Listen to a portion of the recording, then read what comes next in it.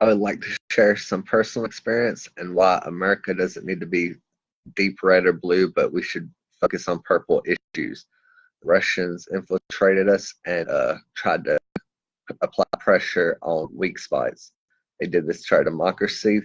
In 2013, I had a coworker who was spreading the deep state fake news rhetoric that Trump now spreads. She knew he was running and first said his VP would make it sound like trumpets. He would be trumpets. And then eventually told me about Pence. And I played along and figured out a lot of weird stuff, but it just seems so tabloidy and just not what president's ever been in our history.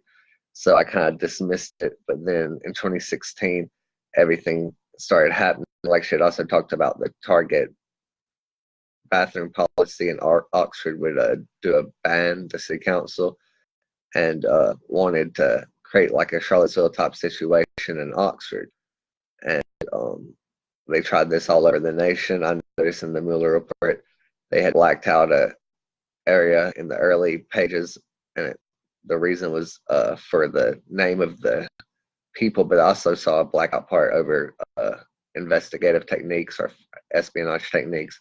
But the family was a family of black people that was all involved in politics or had a history of it. So I'm thinking it was Martin Luther King's family was applied because they knew in the 50s how tense that was and they wanted to get that going again. And when she was telling me all their plans about Civil War monuments and stuff like that, I was like, are you running for president of the Confederacy?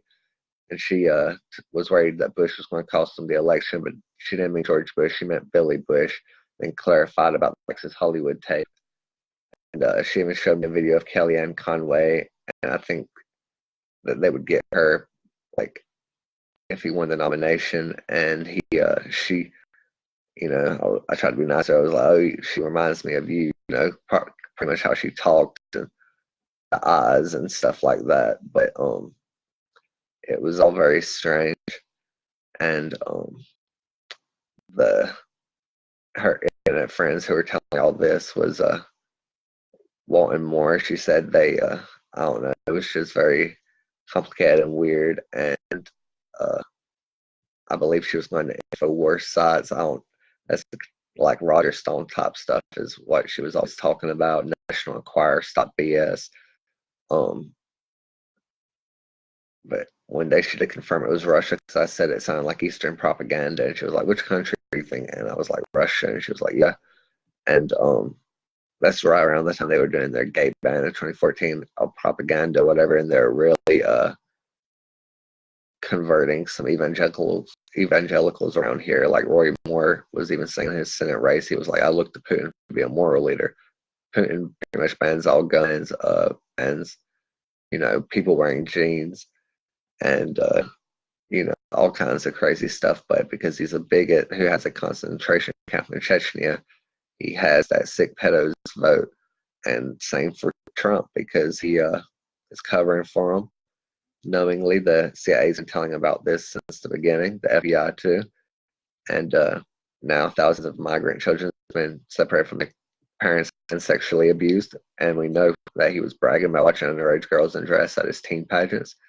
And now you have all these undocumented children around him and his buddies, like Epstein's lawyer, like all of them. They're all garbage. And for them to speak ill to somebody of moral character like Buttigieg, because he don't have the same desire for the V like they do. Like, these people are just white supremacist bigots. They're not God. They're the furthest thing from him.